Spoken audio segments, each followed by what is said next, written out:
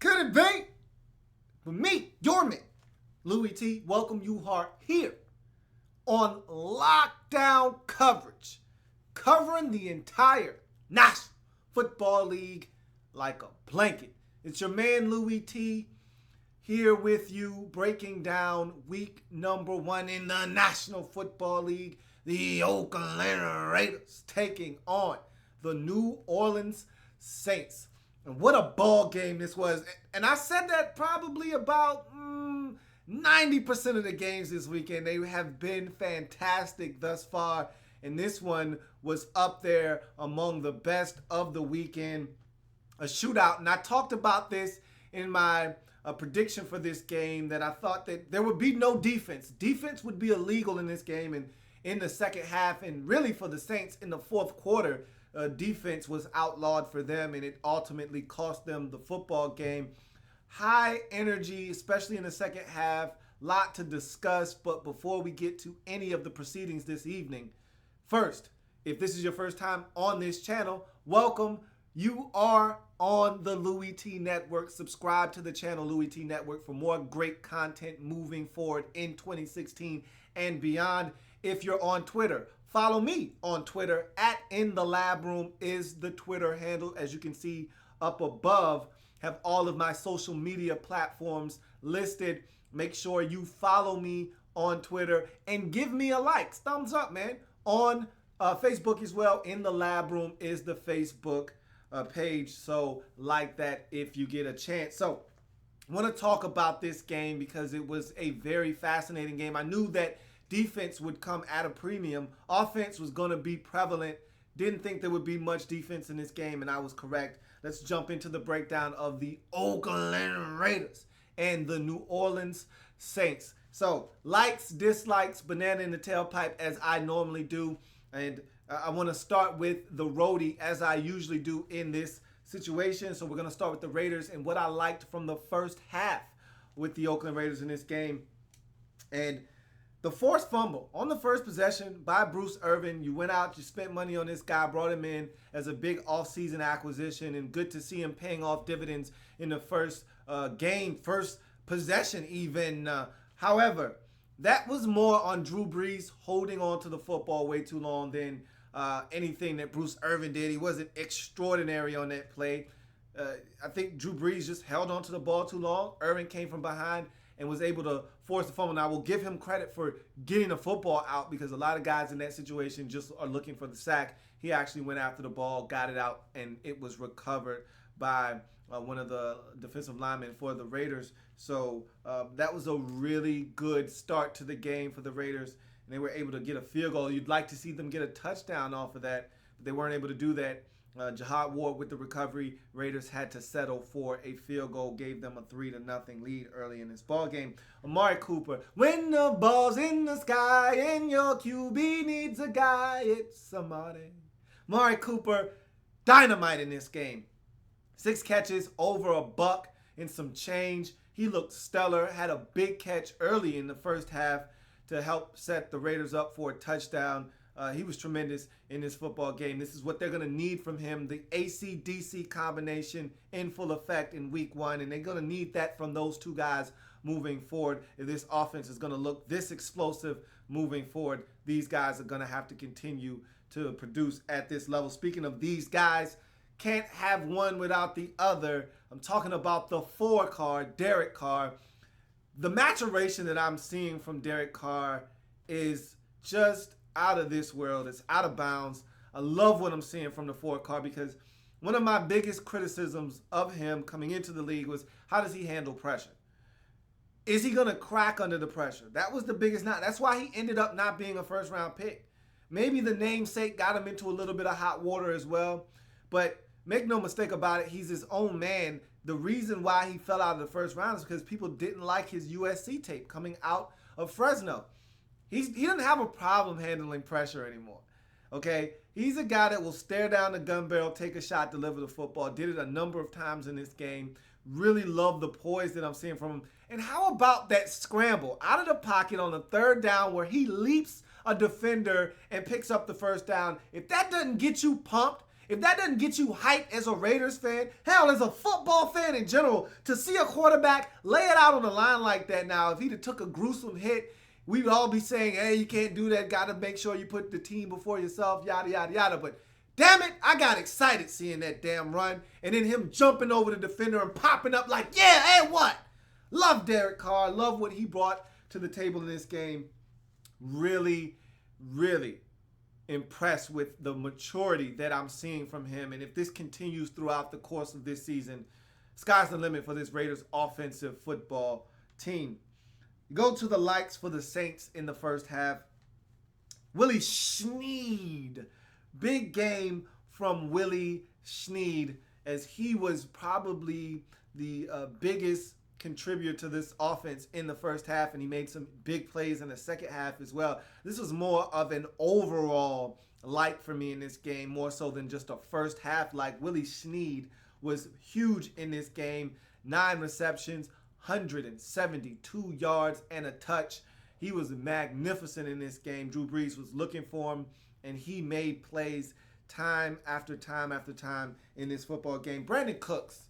Love Brandon Cooks. Love what he brings to the table.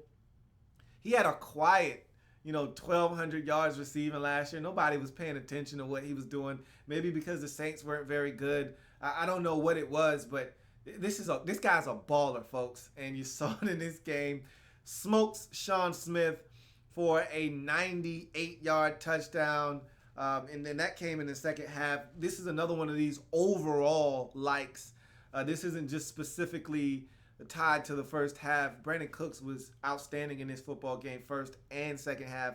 Did probably more of his damage in the second half, but he was extraordinary in the first half as well.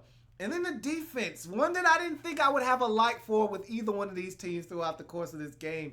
But very impressed with the Saints defense in the first half. I was almost to the point where I was like, wait a minute.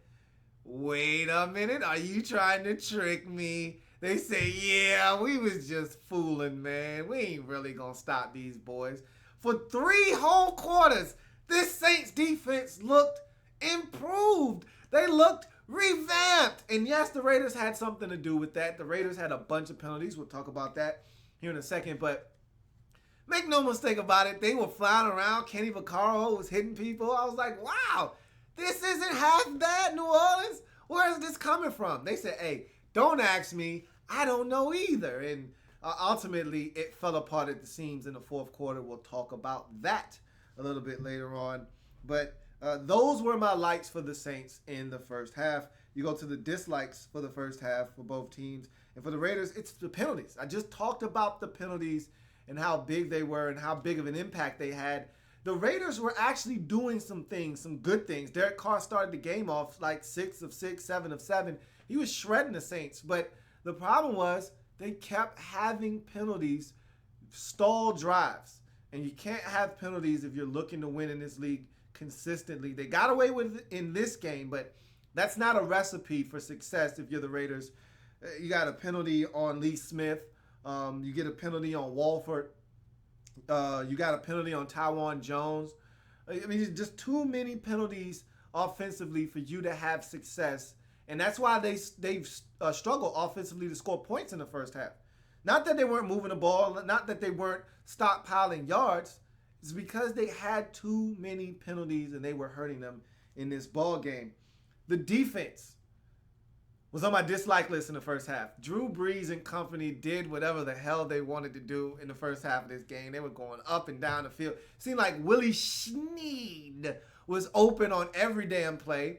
Michael Thomas had a nice catch and run on Sean Smith. We're going to talk about his ass in a second. And so I thought the Saints were able to do what I thought that the Raiders were going to be able to do to them defensively, which was whatever the hell they felt like. And that wasn't the case for the Raiders in this game in the first half, but it was the case for the Saints. The Saints did what they wanted to do, and so the defense, to me, was a huge question mark coming in for the Raiders, and they didn't disappoint. They didn't stop the pass. Drew Brees, well over 400 yards passing in this game. Thought Mark Ingram did some good things on the ground, and so they didn't really stop this Saints offense, but they did enough to win when it's all said and done, but not impressed with their defense at all in this game, especially in the first half. Let's get to my dislikes for the Saints in the first half. I have none. Okay, that's how well I thought the Saints played in the first half of this game. I didn't have anything to argue or quibble about with them. Yeah, they could have been better defensively, but they only gave up 10 points in the first half. This is a bad Saints defense that I was expecting them to give up more like 20 points in the first half. They only gave up 10, and they were flying around, and they were making things happen. I was really impressed with them defensively. How can I argue about the success of the offense? They had put up 17 in the first half. There was really not much for me to have a gripe with the Saints in the first half, so there were no dislikes for me in the first half for the Saints. We go to the second half, and we go to the likes, and we start with the Raiders. Marquette King kicked the hell out of the football in this game and had one of his punts downed inside the 5-yard line. Now, the very next play was a 98-yard touchdown strike from Breeze to Cooks, but he did his job, did Marquette King. Good to see him kicking the football the way that he has been this season. The offense. The Raiders' offense came alive in the fourth quarter. 22 points. They looked like they were out of this game at 24-10. They looked like they were done. After the Cooks 98-yard touchdown, I had written the Raiders off. I said, okay, the Raiders have shown me their true colors. They can't stop the Saints from scoring points, and they're not scoring points themselves. Okay, they're done in this football game. And they could have packed it up, and I'm going to talk about that a little bit later on, but they didn't. And a huge part of the reason why they were able to come back in this game, Jalen Richard. This is a guy that they were hiding all preseason. They wouldn't showcase him. And I thought it was because they were trying to sneak him onto the P squad. They said, not trying to sneak this young fella onto the P squad. I'm trying to hide him so you don't know what kind of speed he's got. So when I put him in the regular season, he's going to surprise some folks. And that's what he did. On that 75-yard run, that was a thing of beauty. That speed, man, he split that Saints defense. There were 3 defenders, and I think 2 of them probably had a good enough angle to at least lay a finger on Richard. And to no avail, he splits the entire Saints defense in half with that speed and takes off to the races and gets into the end zone. That's the speed we've been hearing about all season long with this kid, and he showcased it in this game. Also thought he caught the football well. And then he had a kickoff return where I was like, whoa, that was ultra impressive too. It was either a kickoff, I want to say it was a punt return. Either way, Jalen Richard looks the part of a huge playmaker for this Raiders football team moving forward. Wow, was he impressive in his Raiders debut. The culture is my next like for the Raiders. Man, was the old Raiders, the Raiders of old would have folded up the tent in this football game. Down 24-10. That would have been enough on the road to discourage this Raiders football team in the past. But this isn't the same Raiders we've come to know and love. The lovable losers out in Oaktown, that's dead now.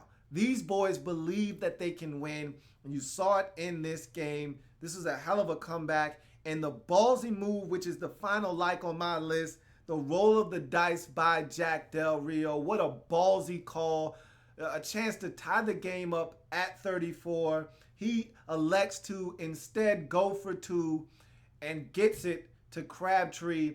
What a call. Scared money don't make money. You know how I feel. I don't know if I necessarily agreed with the call when it was made, but I can't fault him for on the road. Again, what is usually said, and not everyone lives by this mantra, but you hear it all the time. When you're on the road, go for the win. When you're at home, you can go for the tie. They were on the road. Del Rio says, look, we can't stop their offense, man. Why even put ourselves in? He knew what time it was. I don't want to see this for a whole nother quarter of overtime football. Even though Drew Brees still was going to have his shot at the football, I don't want to see this. These boys can score on us at any time they want. How about we just try to take this thing right now? And they did. What a gutsy call. 2 two-point conversions in a row for the Raiders in this football game as they were able to sneak this one at the end. Let's get to the likes for the second half with the Saints. The offense. It continued to be the driving force for this team in this football game in the second half. Talked about the Cooks 98-yard touchdown grab. There was a huge catch by Willie Snead, where he fumbles and Michael Thomas scoops it up. That led to another score for the Saints. That was the go-ahead touchdown at the time to Tavares Cadet on a 2-yard pass from Breeze. The offense just continued to roll in the second half. Problem was they didn't get any help from the defense in the fourth quarter. Drew Brees, it's funny. It's one of those things where it just goes without saying, but I'm going to say it any damn way. Drew Brees is a monster. Another 400-yard passing game. No interceptions in this ball game. 3 touchdown passes. There's a throw, that same throw that I'm talking about, to Willie Snead, where in the fourth quarter, he is literally sidestepping Raider defenders that are grabbing at him. He's shuffling, and then rifles it 40 yards down the field. It was Aaron Rodgers-esque. If you had a chance to watch the Packers-Jacksonville Jaguars game, Rodgers had a crazy throw for a touchdown pass to Devontae Adams where he had rookie corner Jalen Ramsey draped all over him, and he still throws it 35 yards down the field for a touchdown. Unbelievable play. This was similar to that, except Breeze didn't have anybody on him, but for him to be shuffling, trying to buy time, and then getting it off at the very last second amongst traffic, on the money, on the run, nonetheless, to Willie Snead streaking down the field about 35, 40 yards. Amazing. Only a handful of quarterbacks could even make a pass like that, let alone even attempt one like that and hit it on the money with pinpoint accuracy. Drew Brees, what more can I say? Drew Brees is a one-of-a-kind quarterback. And remember, he's doing all of this at 6 foot tall. He may be 5'11" even. We may be giving him an inch. Whatever the case may be, Drew Brees is amazing. And my final like in this game for the Saints is the hustle of rookie wide receiver Michael Thomas. Talked about this play already, but I need to spotlight this because without this play, they don't even have the lead. That same play where Drew Brees shuffles to his left, again, throwing across his body, going to his left, mind you, launches the football 35, 40 yards down the field, pinpoint accurate to Willie Snead, who's behind the Raiders defense. They catch him, and DJ Hayden is able to poke the football free. And it looks like there's no way anyone but an Oakland Raider is going to come away with this football. I see 4 black jerseys, and all of a sudden, out of nowhere, here comes Michael Thomas to scoop the football. Johnny on the spot, runs all the way down to about the 4-yard line and preserves the opportunity for them to score a touchdown that they would ultimately do 1 or 2 plays later. So thought that was some tremendous hustle from a rookie. You don't see that generally from rookies. And really you don't see that from enough players on the football field in general. And for a rookie to do that, it looked like an easy completion. Well, not an easy one, but it looked like a completion of Willie Snead. No reason for me to hustle down the field. And yet he still kept running, and it rewarded his team, and it paid off as he was able to scoop that fumble up and give the Saints an opportunity to score and go ahead late in the ball game. Dislikes for both teams in the second half. We start with the Raiders. Sean Smith. Let's start there. I talked about him in the offseason when the Raiders signed him. I said, look, you're going to get some good with Sean Smith, but you're also going to get some bad. And when it's bad, it's really bad. And I told you guys that Sean Smith is okay. He's not great. And against the smaller, shiftier, faster receivers, he struggles. You put him up against a big guy. He's a big guy. He does well with physicality at the line of scrimmage. He's going to fare well. But if you put him against an Antonio Brown, you put him against a Brandon Cook, you put him against a guy with some shiftiness and some speed, he's going to struggle. And naturally, he's a 6'3" corner. That's to be expected. He struggled in this game against 6'2" Michael Thomas, though, as well. He got his ass whooped in this game. He got his ass toasted on the 98-yard touchdown. He got beat by Michael Thomas a couple of times. And Jack Del Rio, and I thought that the shot of Ken Norton Jr. on the sidelines after he got roasted for the 98-yarder said everything. I didn't need to see anything else. He looked like, God damn, Sean. And at that moment, I think Del Rio said, sit his ass down. I don't want to see him out there again. Sit him down. And they benched him.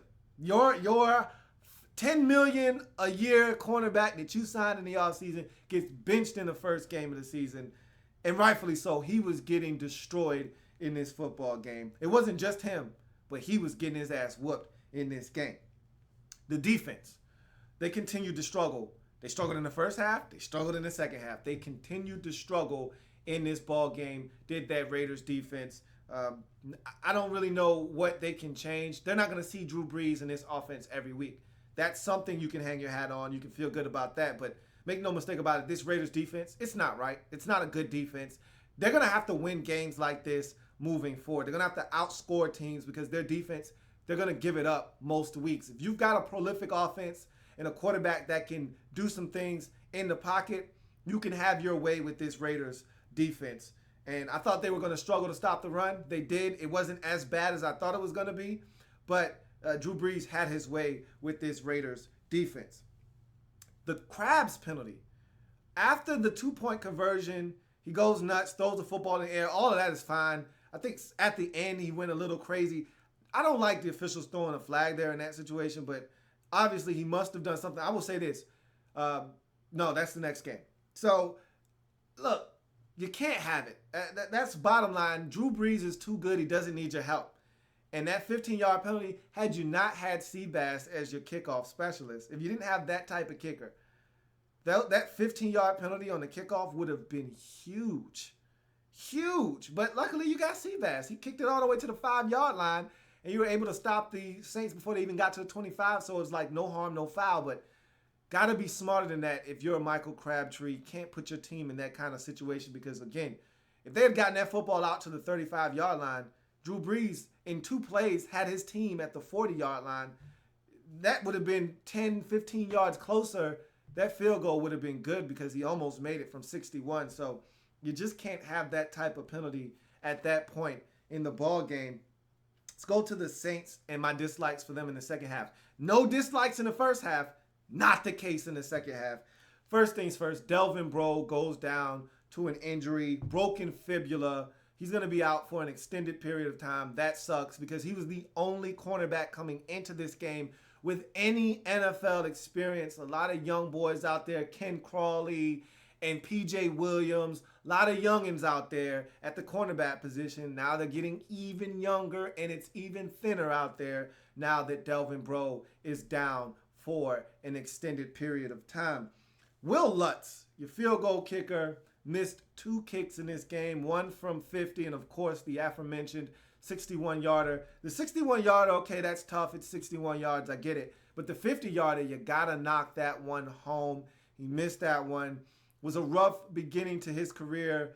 2 missed field goals, including the game winner. Again, 61 yards, that's no walk in the park, I get it. But he had the distance. All he needed was the accuracy. But the 50-yarder is the one that sticks out to me because if you make that field goal, the Saints probably win this football game, and he didn't make that. It was at a time in the game where the Saints had momentum. He missed that kick, gave the Raiders life, and that's something that I think is going to keep him up at night, along with the missed 61-yarder in this football game. The Saints had a very questionable play call, and I would love to know whether that was planned or did something go wrong and Drew Brees just took it upon himself. But they were literally at the 6-yard line, 3rd and goal from the 6, and they run an option. Yes, wait, let me say that again because it doesn't make sense to me either. When I saw it, I had to watch it again because it didn't make any sense to me. 3rd and 6, 3rd and goal from the 6, and the Saints run an option with Drew Brees. Yes, an option where he tucks it and runs and gets down to the 2-yard line. What? What? What are you doing? Like, seriously, are we doing that? Like, something tells me that somebody did something wrong and Drew just tucked it and ran, but it looked like a called option play. Huh? Drew Brees running an option at like 80 years old? Really? I don't know, man. Had to settle for a field goal that got partially blocked, but luckily it still went in. I'm not in love with that play call. I'm not. You got Drew Brees. He's shredding his Raiders defense, and you're going to call a run play? you deserve to lose a football game because of that. That play call alone says you deserve to lose this football game. P.J. Williams and Craig Robertson with some huge penalties on the final drive for the Raiders that allowed them to get into the end zone. The P.J. Williams one, all right, whatever. Okay, I see a little bit of holding. I didn't agree with the call necessarily, but okay. The Craig Robertson pass interference, I hated that call because that wasn't a catchable football one. The receiver was in no position to make any play on the ball. No, Craig Robertson didn't locate the football, didn't know where it was, but it was similar to the Cowboys play that they picked up in the playoffs a couple years back versus the Lions, except that ball was catchable. This ball was not. Derek Carr was under duress, and he just heaved it up for grabs, and they bailed him out with a flag. I thought it was a poor call. Thought the Saints got jobbed there. They should have won the football game at that point because that was fourth down. The Raiders were out of timeouts. This game would have been, or I don't know if they were out of timeouts, but it was not a lot of time left in the game, and I don't know if they would have gotten the football back with any amount of time to do anything with. So I thought that was a bogus call that really hurt the Saints in this ball game. And the defense is my final dislike. I mean, what more can I say? It's the Saints. It's the defense. 22 points in the fourth quarter. You were doing so well. And then they just started giving up big play after big play after big play. The big run to Richard, some big completions down the field. And it just seemed like too many guys were running wide open, and they couldn't stop the Raiders from getting in the end zone. And they allowed them not only to score twice, but then they allowed them to score two-point conversions. I mean, it just fell apart at the seams for the Saints in the fourth quarter. And after doing so well the entire game defensively, literally 3 full quarters of good football defensively for this team, and then they saw it all fall apart at the seams in the fourth quarter. Let's get to the banana in the tailpipe. I don't have one for the Raiders in this game because everything that I thought about this Raiders team, I saw it in this game. This offense is going to be electric. They're going to score points. Derek Carr is on his way to solidifying himself as one of the better young quarterbacks in this league. The defense is bad. I knew it was bad. The secondary was bad. I knew it was bad. The run defense was bad. It wasn't as bad as I thought it was going to be, but this is what the Raiders are going to be this year. They're going to have to outscore opponents. They're going to have to win some games 38-33. They're going to have to beat teams 31-28. They're not good enough defensively to hold teams down. This is what they're going to have to do this year. So there's no banana in the tailpipe for me. This is who the Raiders are. But for the Saints, yeah, there's a banana in the tailpipe. The defense for the first 3 quarters. This is a stinking, nasty, funky defense. And they showed their true colors in the fourth quarter when they needed a stop. They couldn't get it. Even though I thought that the Craig Robertson pass interference penalty was bogus and they should have gotten a football turnover on downs, they still allowed the Raiders to ring up 22 points in the fourth quarter, including 2 two-point conversions, especially the last one with the game on the line. You can't have it happen, and it did. So I don't have any sympathy, no mercy on this Saints defense.